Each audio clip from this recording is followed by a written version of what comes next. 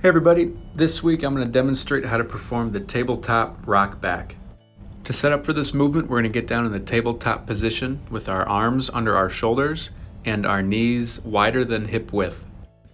While keeping a neutral spine, we're going to sit back towards our heels as far as our flexibility will allow. We'll pause in this position and then return to the starting position. When rocking back, remember to keep a neutral spine and don't let the lower back round as you push back towards the heels. This will take the stress away from the hips and defeat the purpose of the movement. So remember to keep the spine neutral, that way we can work on our hip mobility.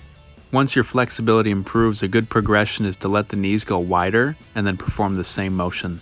The goal behind this movement is to improve hip mobility and to take away stress from the lower back, along with teaching us how to maintain a neutral spine while in the bottom position of a squat.